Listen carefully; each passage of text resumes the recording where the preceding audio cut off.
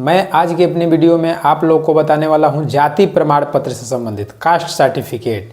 Caste certificate कैसे बनता है, उसकी पूरी प्रक्रिया क्या होती है और कितने रुपया में बनता है और कहां से आप ऑनलाइन कराते हैं तो आपका जो सर्टिफिकेट है वो कहां कहां वेरिफिकेशन के लिए जाता है। यदि आपको कभी ज़रूरत पड़ती है कि जल्दी से जाति प्रमाण पत्र बनवानी हो तो आप कैसे बनवाएंगे। जब तक आप प्रक्रिया को नहीं जानेंगे तो आप कम समय में जाति प्रमाण पत्र नहीं बनवा सकते हैं।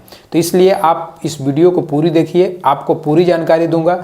आपको ये लगता है कि कंप्यूटर वाला आपका जाति प्रमाण पत्र बनाता है तो यह बहुत ही समझिए कि ना समझ वाली बात है, क्योंकि आपको पूरी जानकारी नहीं है। कंप्यूटर वाला केवल प्रमाण पत्र आपका ऑनलाइन करता है। आगे के प्रोसेस मैं बताऊंगा आपको कौन कौन से डॉक्यूमेंट लगेगा आपको जाति प्रमाण पत्र बनवाने में।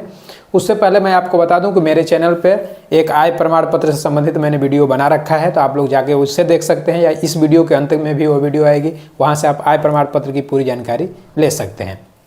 तो अब मैं वीडियो चालू कर रहा हूँ और मैं आपको बता दूँ कि यदि किसी ऐसे व्यक्ति का जाति प्रमाण पत्र बनवा रहे हैं जिसका कि कोई प्रमाण नहीं है लगाने के लिए, तो उस व्यक्ति का मैं पहले बता दूं, जैसे कोई छोटा लड़का का आप बनवा रहे हैं जाति प्रमाण पत्र, तो उसके प्रमाण के लिए आपको क्या करना होता है, कंप्यूटर वाले को एक आपका जो गांव का सरपंच या प्रधान होता है उसके यहाँ से जाति प्रमाण पत्र का प्रोफार्मा होता है, आप उसको लिखवा कर लाते हैं, या उसकी जगह आप अगर वो नहीं लिखवाएंगे तो उसकी जगह आप अपने पिता का आधार कार्ड लगवाएंगे और तब जाकर के, और एक कंप्यूटर वाला के प्रोफार्मा होता है वह भरता है। ये दोनों तीनों चीज़ जब अपलोड किया जाता है तब आपका जाति प्रमाण पत्र वेरीफाइड होता है।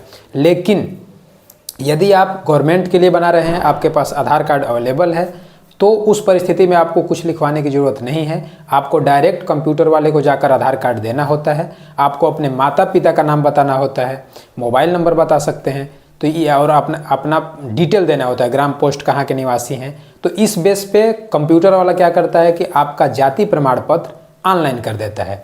तो ऑनलाइन करने के बाद वो क्या होता है कि आपको प्रोसेस नहीं पता होता है कि वह प्रमाण पत्र कैसे जाता है। तो जब मतलब आप ऑनलाइन करवाते हैं, जब कंप्यूटर वाला ऑनलाइन करता है तो वह प्रमाण पत्र कहाँ कहाँ से होकर गुजरता है। इस प्रक्रिया को समझने के लिए आप स्क्रीन पर भी देखिए कि फॉरवर्ड कैसे कैसे होता है। मैं स्क्रीन पर दिखा दे रहा हूँ। तो जैसे जिसके यहाँ से फॉरवर्ड करेंगे और किसके यहाँ फॉरवर्ड कर रहे हैं वो देता है, उसका दिनांक भी देता है, डिटेल जब आप चेक करेंगे तो दोनों देता है। तो जैसे कंप्यूटर वाला के यहाँ फॉरवर्ड करेंगे तो यदि जाति प्रमाण पत्र करा रहे हैं तो वह तहसीलदार के पास जाता है, आय प्रमाण पत्र करा रहे हैं तो वह भी तहसीलदार के पास भेजता है यदि यूपी से हैं तो, और यदि निवास प्रमाण पत्र करा रहे हैं तो वो एसडीएम के पास भेजता है। तो मैं जाति प्रमाण के पत्र के बारे में आपको बता रहा हूँ।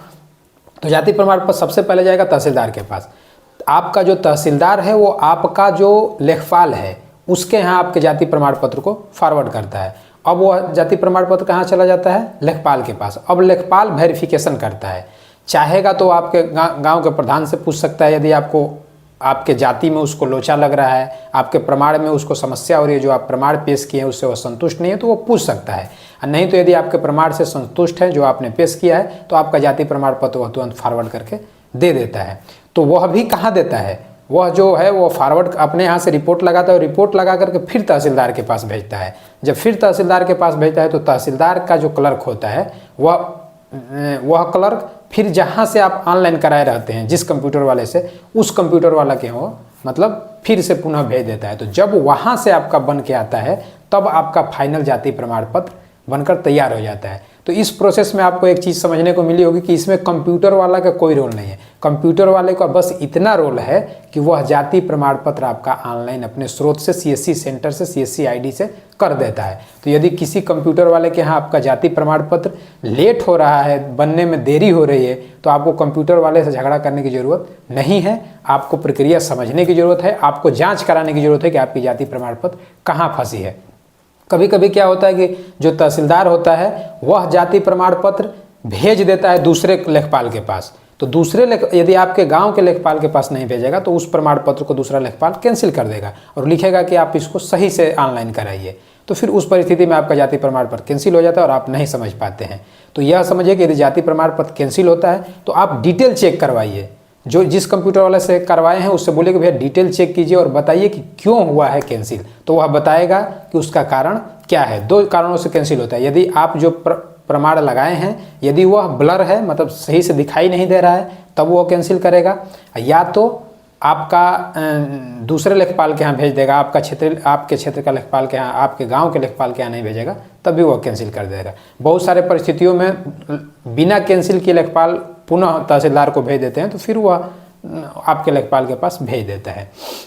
तो यह प्रक्रिया है भेजने की। अब पैसे की बात करते हैं, तो पैसे की बात में 70 रुपया से, जैसे आय प्रमाण पत्र होता है कि 70 रुपया से 100 रुपया के बीच में बनाने वाले CSC सेंटर वाले, जिसको जिस तरीक़ा से मतलब सुविधा लगता है वो उस आधार पे 70 से 100 रुपया में वो बना देता है। तो यह मतलब जाति प्रमाण पत्र। और एक चीज़ और बता दूं कि इसमें फ़ोटो भी लगता है। तो कभी कभी क्या होता है कि कंप्यूटर वाले आपसे फ़ोटो नहीं लेते हैं, इसका मतलब ये नहीं है कि फ़ोटो नहीं लगती है, फ़ोटो लगती है। वो क्या करते हैं कि आपका जो आधार कार्ड होता है उसको स्कैन करते हैं और उसी स्कैन में से आपके फ़ोटो को निकाल लेते हैं, वो आपके जाति प्रमाण पत्र में लगा देते हैं। तो इस प्रकार से आपकी जाति प्रमाण पत्र बन के तैयार हो जाती है। अब एक चीज़ जान लीजिए कि आप जाति प्रमाण पत्र सही कैसे है, क्या क्या प्रमाण होता है, उससे जानने के लिए ये चीज़ें देख लीजिए। तो आप स्क्रीन पे देखिए, उसमें क्या होता है कि आपको जारी दिनांक दिया रहेगा, इधर आवेदन नंबर दिया रहेगा, कोने में प्रमाण पत्र नंबर दिया रहेगा, उसको मिलाएंगे, उसके बाद आपकी सारी डिटेल दी रहेगी और नीचे आपको मोहर मिलाना है।